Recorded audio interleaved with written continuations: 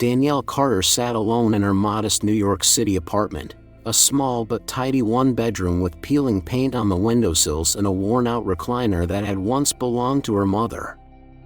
The room was quiet, except for the soft hum of her air purifier and the occasional creak of the floor above.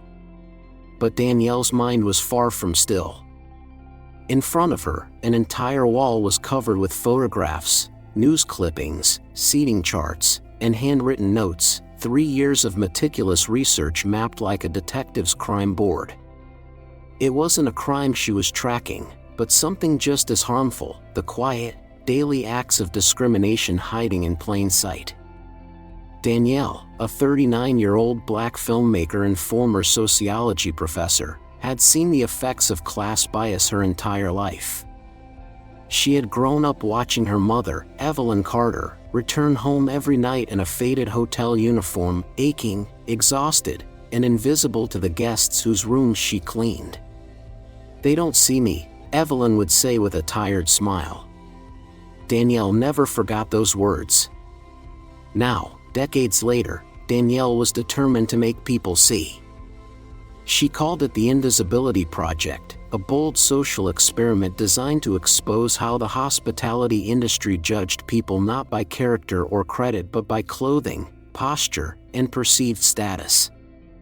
Over the past 36 months, she had visited 18 luxury hotels across Manhattan, each time dressed in clean, casual clothing, jeans, a simple gray sweater, and sneakers. Her platinum credit card was always in hand, her voice always polite and clear. And yet, she had been turned away 18 times. No reservations, no exceptions, no apologies. What made Danielle different from the average traveler was not just her resolve, but her preparation. Hidden inside her small stud earrings were state-of-the-art microphones. A vintage-style brooch on her sweater housed a tiny camera. Every glance, every whisper, every denial was recorded. Her team, led by her longtime producer, Tyrone Mitchell, waited in an unmarked van across the street, monitoring her every move via live feed. This night, however, was different. It marked her 19th and final hotel, the Excelsior, one of the most prestigious and exclusive hotels in Manhattan.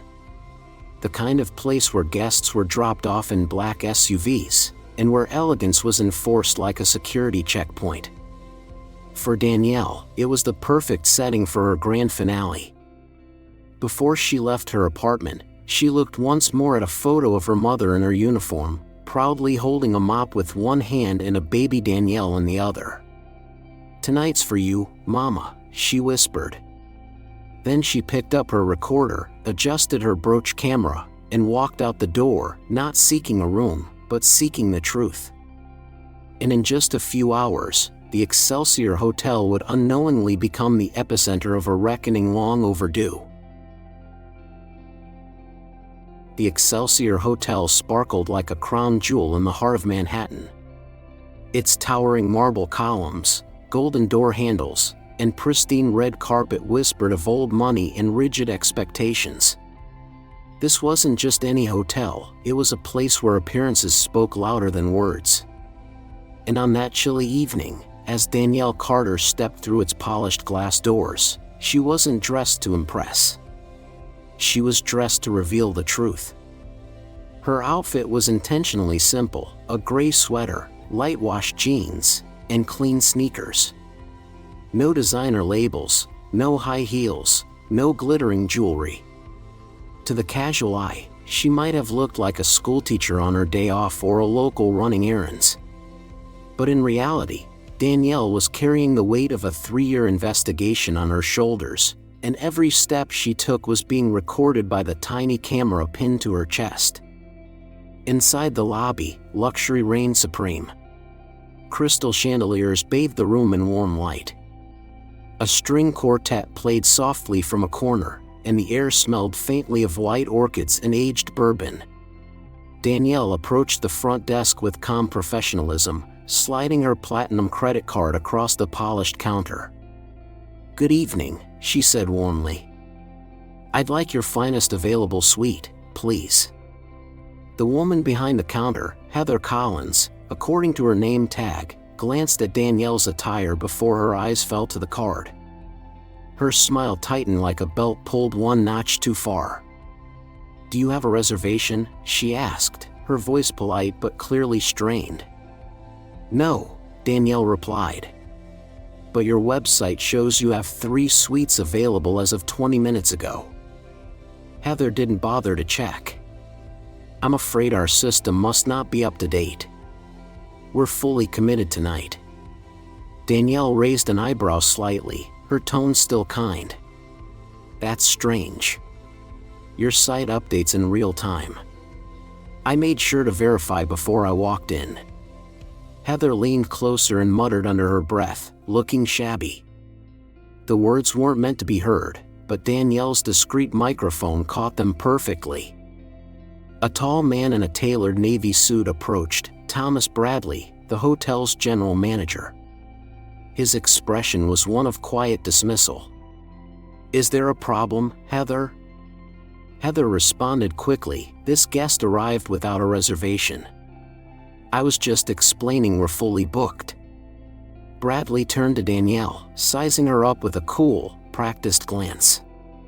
"Perhaps there's been a misunderstanding. The Excelsior maintains certain standards for its clientele." Danielle's tone never wavered. "Are you refusing me based on my appearance?" Bradley straightened. "We have a dress code clearly outlined on our website. Our management team reserves the right to define what is appropriate." "I read your policy," Danielle said firmly. "It said neat and appropriate. My clothes are clean and presentable. What you mean is that I don't look expensive enough."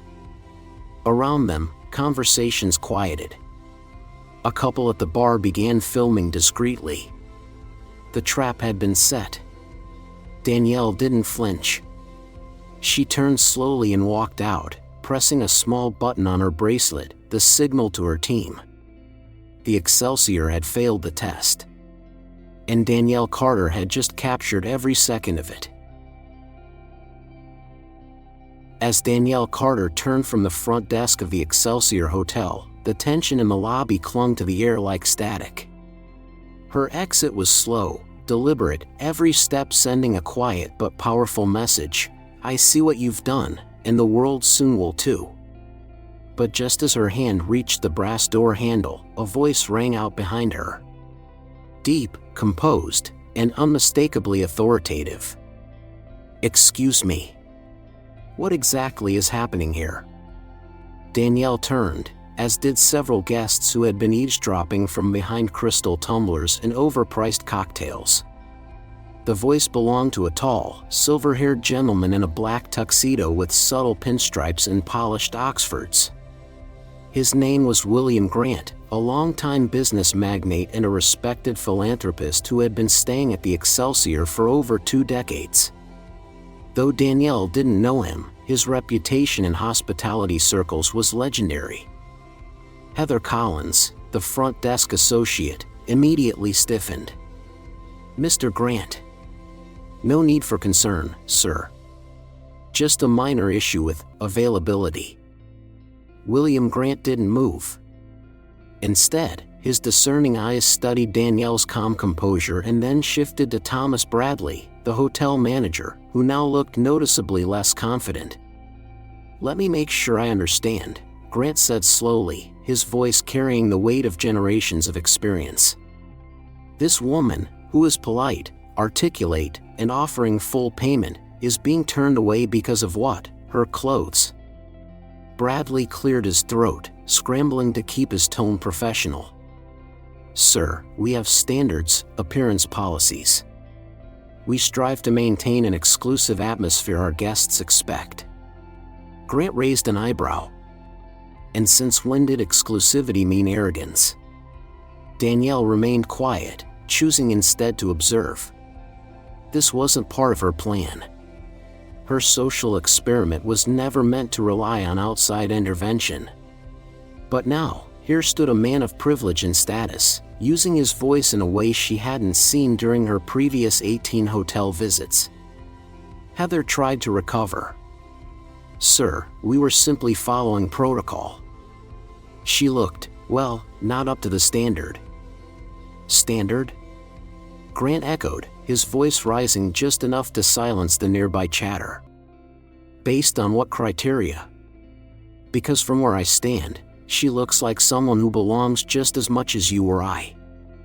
Danielle studied him carefully. His words weren't rehearsed, and he didn't seem to be performing for attention. In fact, his sincerity unsettled the staff more than her presence had. Still calm, Danielle offered a small nod. "Thank you, Mr. Grant," she said, her voice steady. But tonight was never about booking a room. It was about documenting a pattern. Grant looked at her, intrigued. "Documenting?" "I'm a filmmaker," she said plainly. "This is my 19th hotel. And this," she added, glancing at the staff, "was exactly what I expected to find." Heather's eyes widened in sudden comprehension. Bradley, now visibly rattled, muttered something about policies and discretion, but the moment had shifted. Power in the room no longer belonged to the suits behind the counter, it belonged to the truth. And unexpectedly, Danielle Carter had found a powerful ally. The next evening, just as twilight fell over Manhattan and the Excelsior Hotel lit up like a chandelier in the night, a sleek black limousine glided down Fifth Avenue and pulled to a smooth stop in front of the grand entrance. From within, Danielle Carter sat calmly, dressed exactly as she had been the night before, gray sweater, jeans, and simple sneakers. The only difference was the quiet power in her presence, and the network of live-streaming cameras silently waiting to capture every second. Across the city, nearly 2 million online viewers waited. In the Excelsior's grand ballroom, hospitality industry leaders, CEOs, board members, award recipients, were gathering for the most prestigious event of the year, the annual Hospitality Excellence Gala. Glittering gowns, tuxedos, designer heels, and champagne flutes floated through the space. Danielle, however, had chosen not to match their style. She didn't need to. As the limousine door opened, heads turned. Cameras from media outlets flashed momentarily, then paused. The woman stepping out didn't fit the mold of the typical gala guest. Security guards exchanged puzzled glances. One took a step toward her, speaking gently but firmly, "Ma'am, the public entrance is around the side." Danielle offered him a soft but steady smile. "I'm here for the gala. I have an invitation." The security guard blinked, clearly uncertain, then reached for the envelope she handed him. The cardstock was embossed in gold leaf, an official, personalized invitation addressed to Danielle Carter, director of the Invisibility Project. His posture shifted immediately. He began to speak again, but another voice interrupted. "She's with me," said William Grant, now in full tuxedo, stepping out from behind the crowd. "Danielle is my guest tonight." Inside, Heather Collins, the same desk clerk who had dismissed Danielle the previous evening, stood stunned. From across the lobby, she whispered urgently to Thomas Bradley, the hotel manager. "She's back. It's her." Bradley turned pale. How did she even get past security? "She's with Mr. Grant," Heather replied, her voice edged with panic. "What do we do?" Bradley smoothed his tie and composed his face. "We stay professional. Maybe she's his charity guest or part of his foundation." But it was already too late. Danielle was walking into the reception hall, arm in arm with one of the hotel's most powerful patrons. She moved with quiet purpose, receiving confused looks from some, forced smiles from others. A few executives leaned in to read her name card. The director of what? She began handing out business cards, black matte with silver text, "Danielle Carter, Director, the Invisibility Project." Her presence alone disrupted the room's rhythm. Some guests looked uncomfortable, others curious. It didn't matter. Danielle hadn't come to blend in. She had come to expose something much bigger than herself. And now, with the eyes of the industry upon her, the woman once dismissed as shabby was about to turn the spotlight on the very system that had underestimated her. The ballroom of the Excelsior Hotel shimmered with opulence. Crystal chandeliers sparkled overhead, casting warm golden hues over tables set with fine china and embossed name cards. It was the kind of evening where reputations were polished, champagne flowed freely, and executives congratulated each other on their commitment to excellence. But beneath the polished surface, something far more real was about to unfold. Danielle Carter sat at a table near the front, flanked by William Grant and a few curious CEOs who hadn't yet connected the dots. Her presence in jeans and a gray sweater was like a quiet rebellion against the formal dress code. She didn't fidget. She didn't smile for photos. She waited. On stage, the evening's host, a popular TV personality known for his travel segments, was just launching into a glowing monologue about the high standards of modern hospitality when the room dimmed unexpectedly. Screens on every wall flickered. The host paused mid-sentence, confused. Then, without warning, footage began to roll. There it was, in full color and high definition, Danielle at the front desk the night before, calmly requesting a suite. Heather Collins ignoring her credit card. Thomas Bradley stating our standards and questioning her appearance. The words "looking shabby" rang out clearly in the room.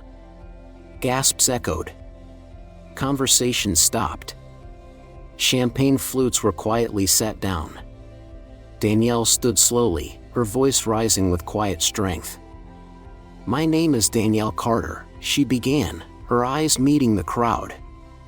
"For the past 3 years, I've documented how people are treated in America's finest hotels, not based on their character, their courtesy, or their financial means, but on the way they look when they walk through the door."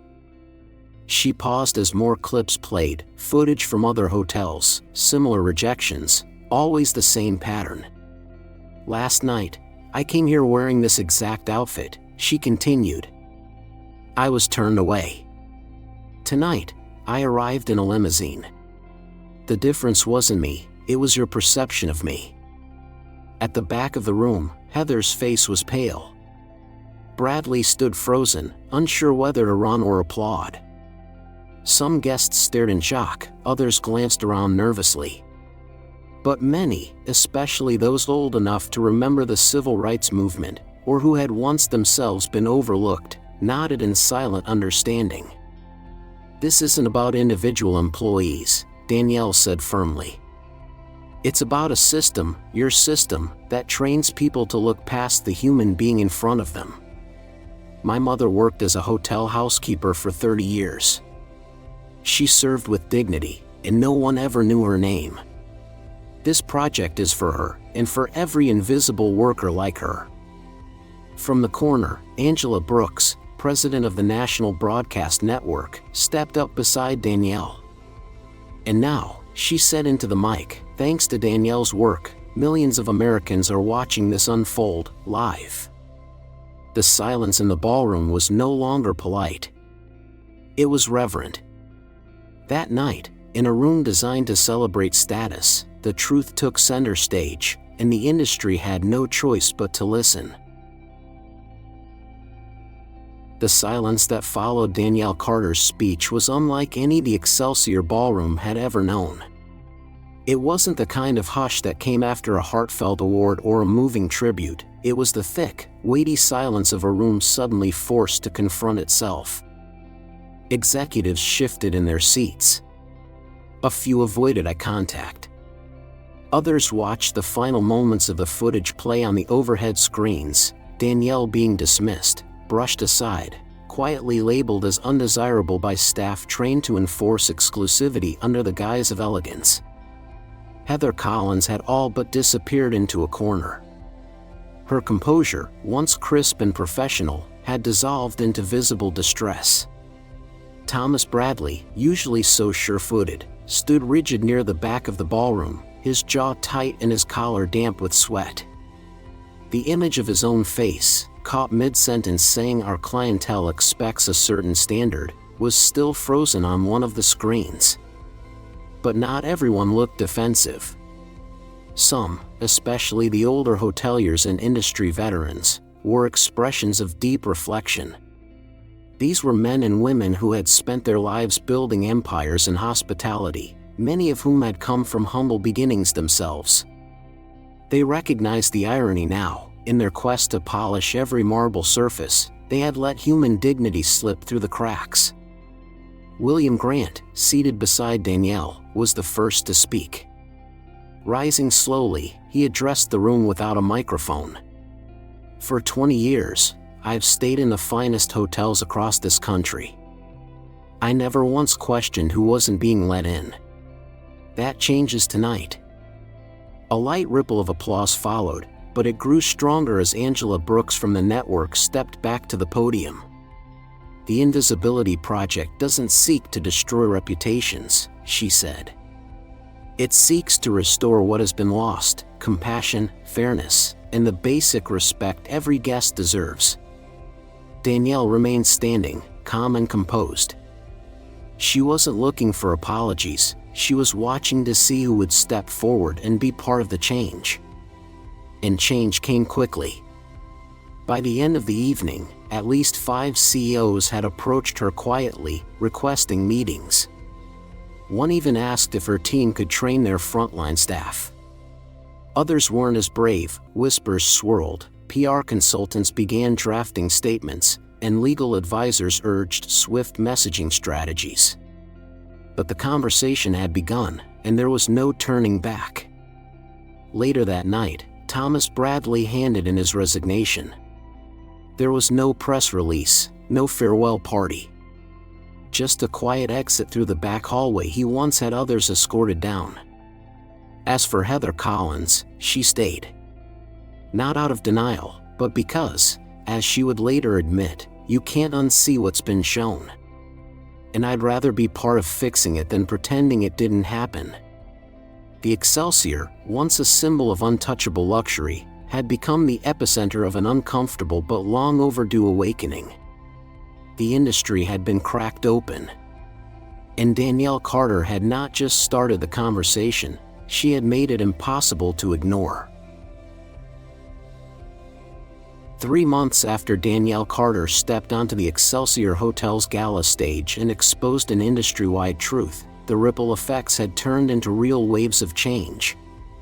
What began as a quiet social experiment conducted in jeans and a sweater had grown into a national reckoning for one of the most image-conscious industries in America. In a sunlit conference room overlooking Central Park, Danielle now sat across from executives representing 12 of the largest hotel chains in the United States. These were not PR handlers or lawyers seeking damage control, they were the decision-makers, the men and women who had once signed off on guest policies with phrases like premium clientele, discretionary service, and appearance-based discretion. But today, the language was different. The binder in front of Danielle was thick, but carefully organized. Labeled at the top was a bold new initiative, the Fair Welcome Standards. Developed collaboratively by Danielle's team and participating hotel brands, the policies redefined how hospitality would be practiced moving forward, not just at the Excelsior, but across the nation. Tyrone Mitchell, Danielle's longtime producer, scanned the documents beside her. Quarterly bias recognition training for all front-facing staff. Anonymous mystery guests from varied demographics. And full transparency reports published every month. One executive, the CEO of Continental Inns, spoke with conviction. We've relied too long on the assumption that great service and good judgment go hand in hand. This project showed us that unconscious bias is real, and it has consequences. Danielle nodded. perception has too often been mistaken for professionalism. What people wear, what they look like, how they speak, it's not a measure of their worth or their ability to pay. It's time we treat all guests like they belong the moment they walk through the door. In addition to training and oversight, the reforms included a public commitment, a plaque posted at every participating property reading "We welcome without judgment." The statement would be more than symbolic, it would become the standard. Even the Excelsior itself, once the setting for Danielle's most telling rejection, had undergone a transformation.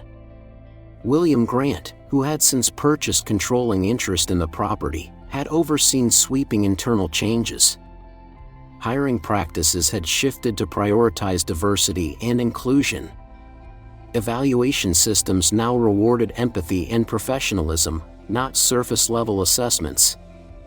And the phrase "premium appearance" had been permanently removed from all internal materials.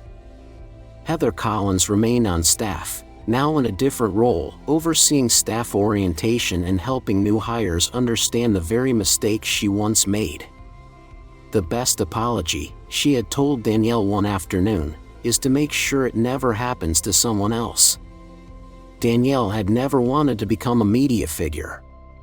But the Invisibility Project, now the most watched documentary in network history, had elevated her from observer to changemaker. And as she walked out of the meeting room, briefcase in hand, she knew the fight wasn't over, but the tide had turned. For the first time in years, hospitality in America was beginning to live up to its name. It was late afternoon when Danielle Carter returned to the Excelsior Hotel, not as a guest, nor as a protester, but as a consultant. The same towering glass doors that had once reflected judgment now swung open with quiet respect. Staff smiled warmly at her, some even offering a small nod of acknowledgement. Something fundamental had shifted, not just in policies, but in attitude. Inside, the lobby retained its grandeur, gleaming marble floors, elegant floral arrangements, and chandeliers that sparkled like they did months before. But now, something new stood near the reception desk, a prominent plaque etched in brass, reading "We welcome without judgment, a fair welcome standard property." Danielle paused for a moment to read it, not out of pride, but from a quiet sense of responsibility. This wasn't about personal victory. It was about every worker, every traveler, every mother like hers who had once been invisible. Heather Collins stood at the reception desk, noticeably more grounded than the last time they'd spoken. When she saw Danielle, she stepped forward, not with corporate politeness, but with humility. "Miss Carter," she said softly, "I've been hoping to see you. I owe you an apology." Danielle looked her in the eye. "Why did you say what you said that night?" Heather took a breath. "Because I thought I was protecting something valuable, exclusivity. But I didn't realize I was hurting something even more important, humanity. I'm trying to be better." Danielle didn't respond with scolding. Instead, she simply nodded. "Then keep going." Moments later, William Grant, now the Excelsior's majority owner, appeared from a side hallway with a warm smile. "Danielle," he greeted. "Come see what we've done."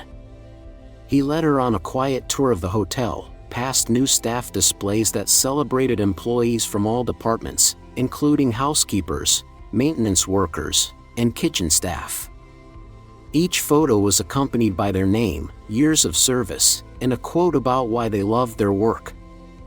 When they paused near a portrait of a woman in a housekeeping uniform, Danielle's breath caught for a moment. Though it wasn't her mother, it reminded her so vividly of her, strong, tired, overlooked, and dignified. "What would your mother think of all this?" William asked gently. Danielle looked at the photo, her voice softer than usual. "She'd say it's about time. But she'd also remind me that real change isn't what happens when the cameras are rolling. It's what continues after they're gone." That evening, back in her apartment, Danielle stood on her small balcony, looking out over the city. Her phone buzzed. Tyrone had sent her a photo from social media.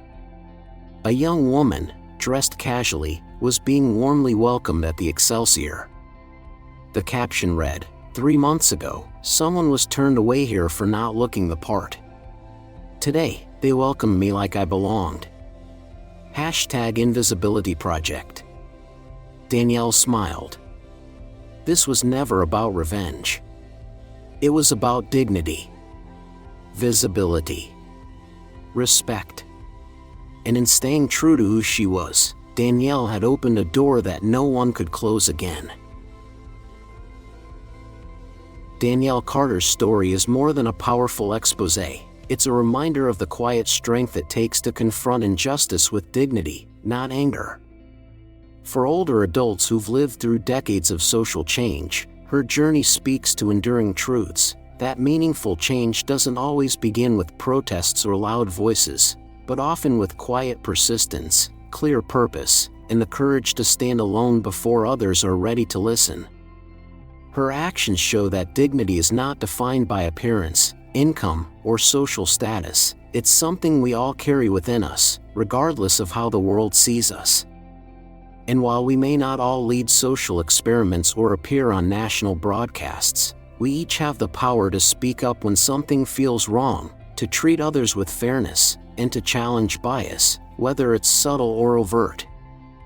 For those of us in our later years, Danielle's mission reminds us that it's never too late to call for fairness.